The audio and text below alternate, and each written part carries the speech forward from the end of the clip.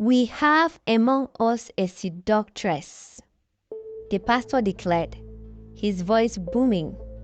"An agent of darkness sent to destroy our homes and lead our men astray."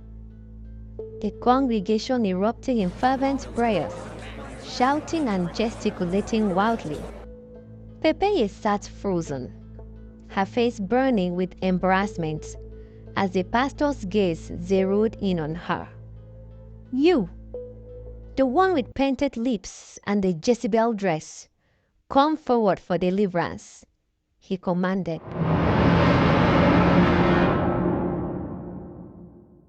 The clattering sound of the bus doors opening jolted Pepeye awake. She rubbed her eyes and peered through the dust-covered window at the cluster of mud-thatched houses. As she stepped down from the bus into the unpaved ground, she adjusted her trousers and scanned her surroundings with a mix of curiosity and apprehension. Pepeye stood by the dusty road, her bright pink suitcase beside her, squinting at the small village sign that read Udali. She adjusted her sunglasses and sighed.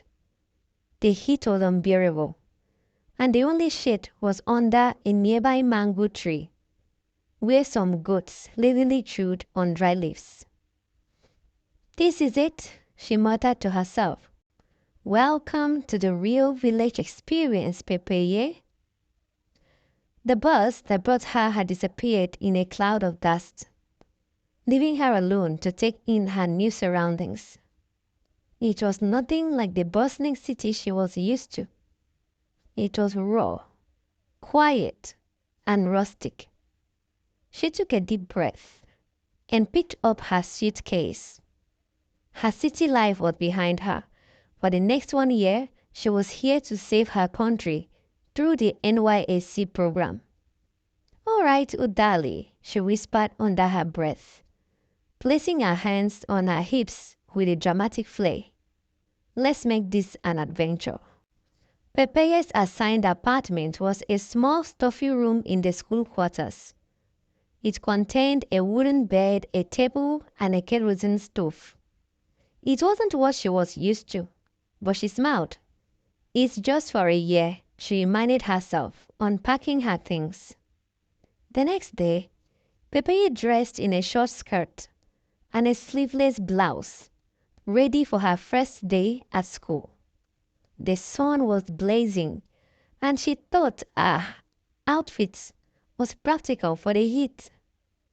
As she walked through the village, she noticed people staring. Her short floral skirt and sleeveless blouse contrasted sharply with the long, modest gowns worn by the other women. Whispers trailed her wherever she went, but she smiled and waved, determined not to let the attention bother her. "Look at her thighs," an old woman muttered as Pepeye passed by. "She's shameless," another added. Pepeye pretended not to hear. She wasn't new to people staring. She loved attention, but the intensity of their judgmental gazes unsettled her. At school, the stares and snide remarks continued. However, the children loved her instantly. She was funny, lively, and made learning fun, but her colleagues and the villagers were not impressed. Pepeye decided to visit the market to buy some foodstuff. She wore a simple dress that ended just below her knees, thinking it was modest enough. But as she walked through the narrow market lanes, market women stopped mid-bargain to glare at her, their disdainful eyes raking over her outfit. A few muttered loudly about city girls with no shame, while some outright called her names like prostitute and Jezebel. Pepeye tried to ignore them, but the sharpness of their words left invisible cuts. After that day, she stopped going to the market altogether, hiring a young girl named Ezinne to run errands for her. Pepeye tried to adjust. She bought a few long skirts and blouses, but even then, the villagers found fault with her clothes. Her skirt is still tight, they would say. She's trying to seduce people, they complained. Pepeye grew tired of trying to fit in. The stifling heat of Udali made long flowing garments unbearable, and she quickly reverted to her usual city outfits. This village will get used to me, she thought, even as doubt began to creep in. I can't kill myself, she told herself. Ezinne quickly became Pepeye's closest companion in Udali. The young girl adored Pepeye's confidence and admired her city stories. In return, Pepeye taught Ezinne simple lessons about life, boosting her confidence and encouraging her to dream big. Despite the villagers' criticism, Pepeye focused on her work at the school. Her students loved her, and that was all that mattered to her. Her connection with the children did not go unnoticed. Even some teachers grudgingly admit that despite her unacceptable dressing, Pepeye was making a positive impact. After settling in, Pepeye decided it was time to find a church. She spotted a large one near her lodge and decided to attend service one Sunday. That morning, she wore a long golden bodycon dress that hugged her curves and her signature red 9-inch heels. She spent extra time on her makeup, ensuring she looked her best. When she walked into the church, all eyes turned to her. The whispers began immediately. Mothers pulled their daughters closer, and some people openly stared at her with disgust. Pepeye, ignoring them, walked confidently to an empty pew and sat down. The service started, and everything seemed fine until the head pastor began his sermon. The sermon that day was centered on decency and holiness. The pastor's words hit like arrows aimed directly at Pepeye. Then came the climax. We have among us a seductress, The pastor declared, his voice booming. an agent of darkness sent to destroy our homes. The congregation erupted in murmurs. Pepeye's heart sank as she realized he was talking about her. Pray against the spirit of Jezebel. The pastor shouted. She paints her face and wears tight clothes to lead men astray. The congregation erupted in fervent prayers, shouting and gesticulating wildly. Pepeye sat frozen, her face burning with embarrassment as the pastor's gaze zeroed in on her. You, the one with painted lips and the Jezebel dress, come forward for deliverance. He commanded. Pepeye's jaw dropped. She couldn't believe what she was hearing. Her face flushed with anger and embarrassment. She grabbed her purse, rose to her feet, and marched out of the church, her heels clacking defiantly against the tile floor. Pepeye had settled into a routine in Udali after the church debacle. While she no longer attended services, she focused on teaching and mentoring the children at school. The students were her solace, their laughter and enthusiasm lighting up her days. She became deeply attached to them, especially the girls, who looked up to her for guidance and encouragement. One day, while marking attendance, Pepeye noticed something unusual. Two of her brightest students, Ada and Chinyere, hadn't been in school for over a week. At first, she thought it was just the usual challenges of rural life. Maybe they were helping their families on the farm or had fallen ill. But as the days turned into weeks, more girls began disappearing from class. Then, Ezinne casually mentioned that the missing girls had been declared witches by the church and thrown out of their homes. Pepeye felt her blood run cold. Auntie Pepeye, it's because of the head pastor, Ezinne explained. He said they are witches. He told their parents that they are the reason for their bad luck and suffering. So their parents threw them out. Pepeye was horrified.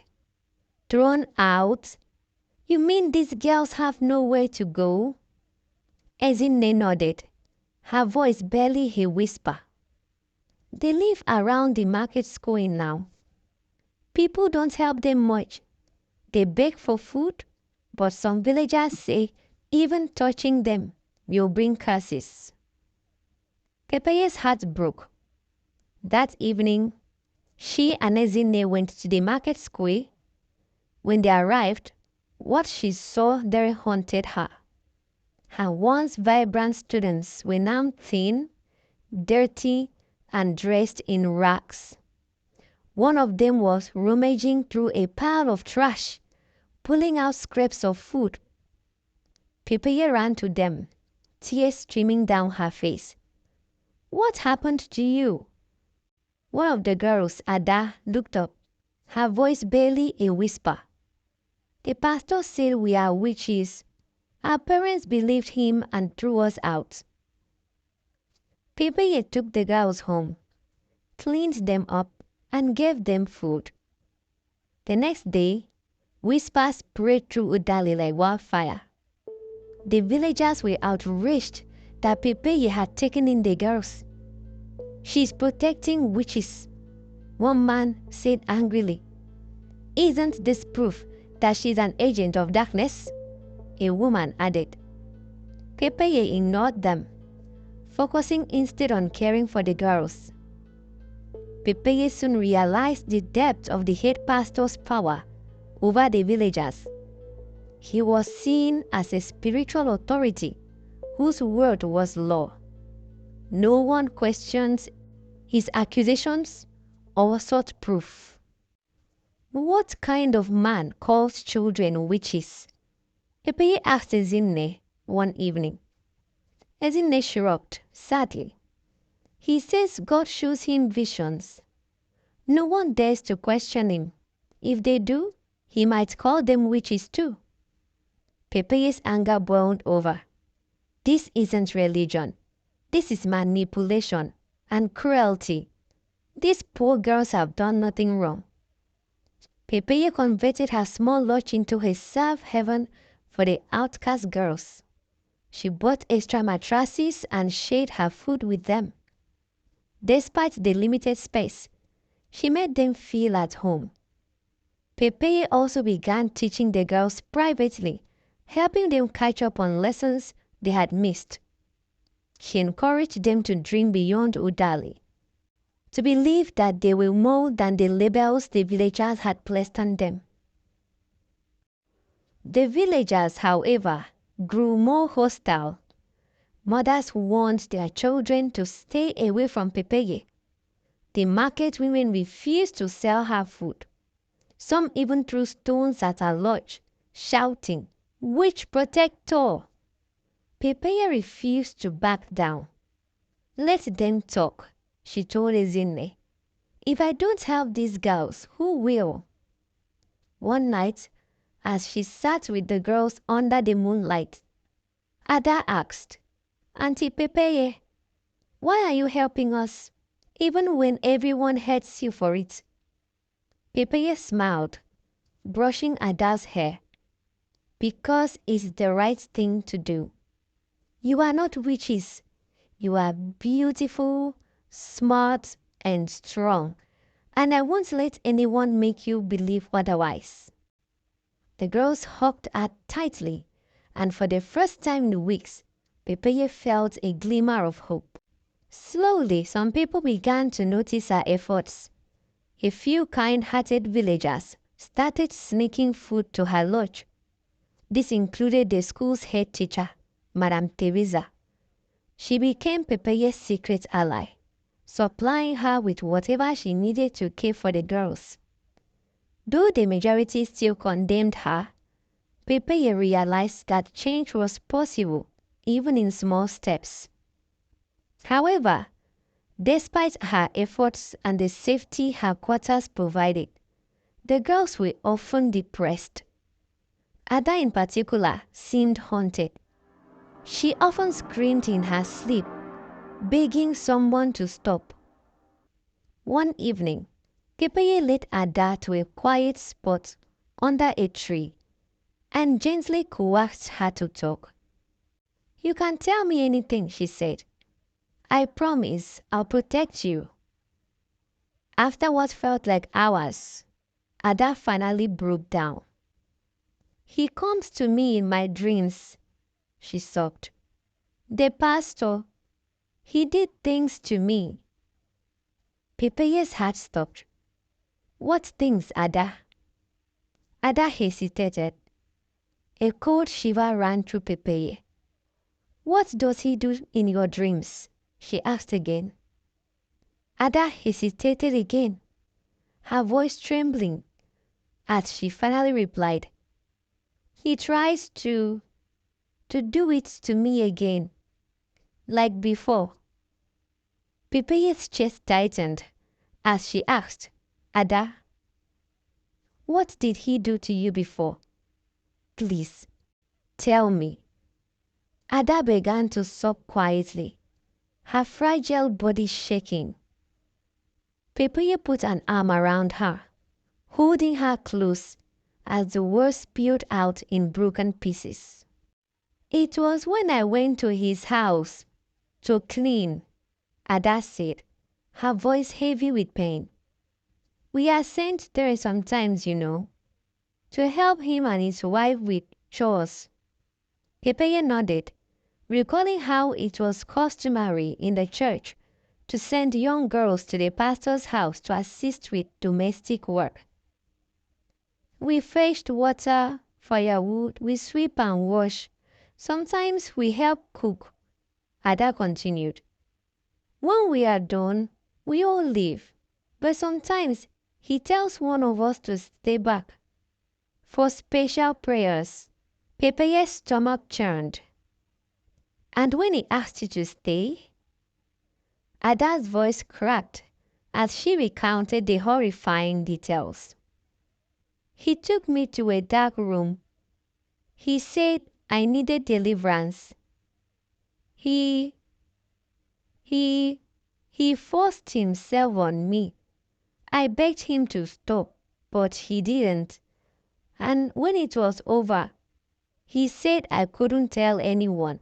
He said no one would believe me, and that if I did, I'd burn in hell for lying about a man of God."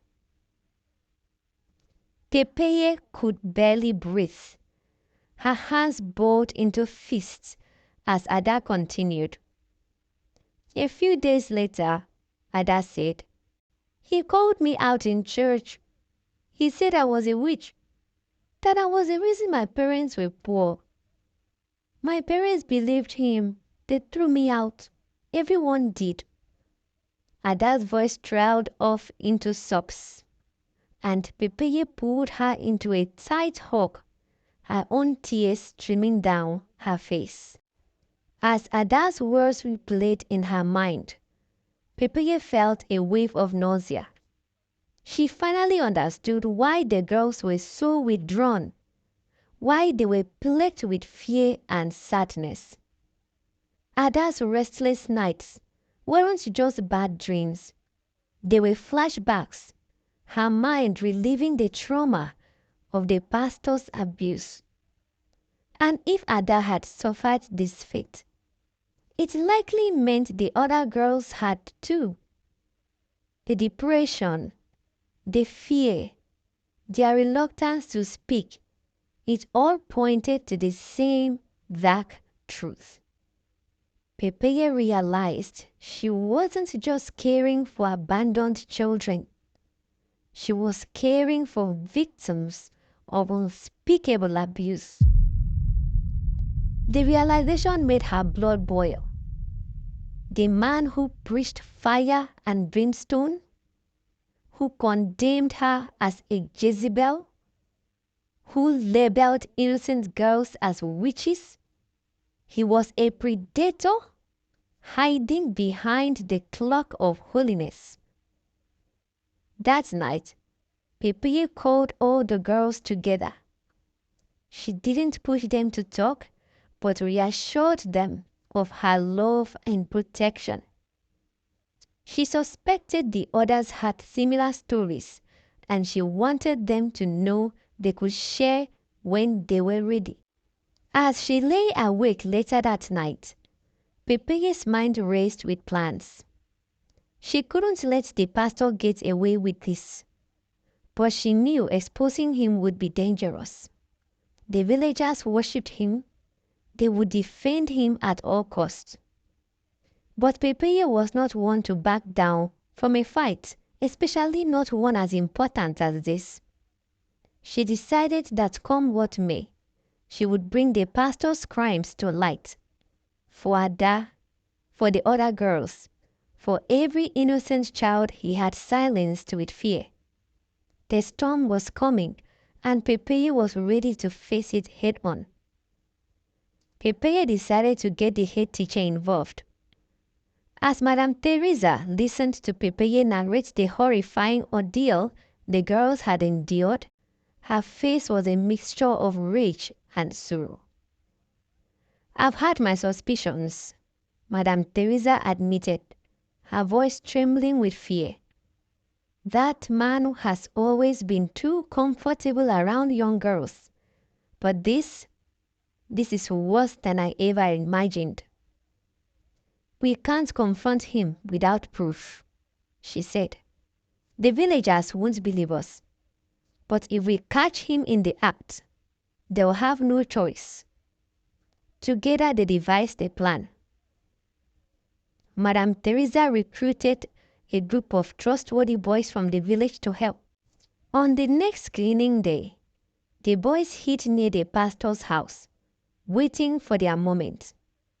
As expected, after the girls finished their chores, one of them, Chioma, was asked to stay behind.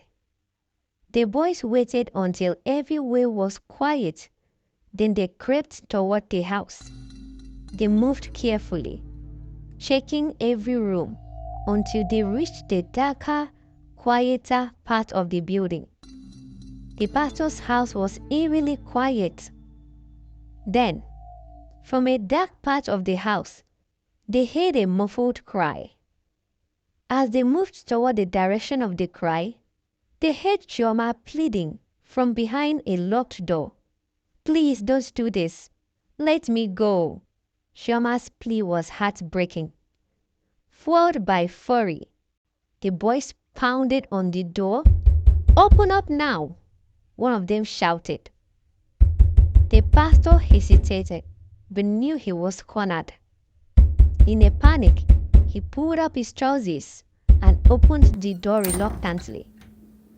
Behind him, Chioma sat on the floor, unclad and sobbing, her face drenched with tears. The sight unleashed the boys' rage. They grabbed the pastor, dragging him out of the room while beating him mercilessly. The commotion drew a crowd, and soon the entire village gathered around the pastor's house. News spread like wildfire. The head pastor had been caught red-handed. Amid the chaos, Pepeye and Madame Teresa arrived, flanked by the other girls. Emboldened by the pastor's capture, Ada and the other girls stepped forward. Each one told their stories, and the crowd listened in stunned silence. The final blow came when the dark room was searched and a basket filled with underwear of different sizes and colors was discovered. The girl's parents quickly identified their daughter's belongings, and any remaining doubts vanished. The enraged mob turned on the pastor, pelting him with stones and dragging him through the village. His church, once a symbol of his power, was set ablaze, the flames consuming years of lies and hypocrisy. The police arrived just in time to prevent the mob from killing him. They arrested the pastor, and to everyone's shock, his wife as well. Evidence revealed that she had known about his actions all along, but had stayed silent to protect her position as mother of the church. The villagers' attitudes toward Pepeye shifted dramatically.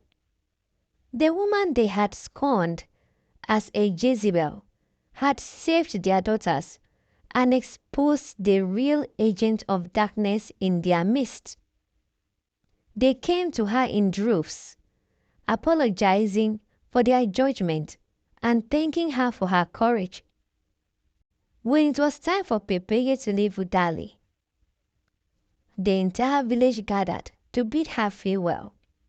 They showered her with gifts, in tears, their respect for her boundless.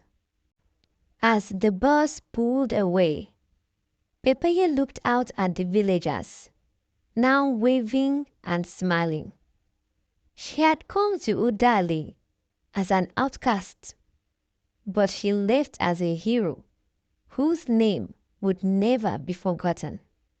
If you enjoyed this beautiful story, please like and share your comments, and don't forget to subscribe to the channel. See you next time.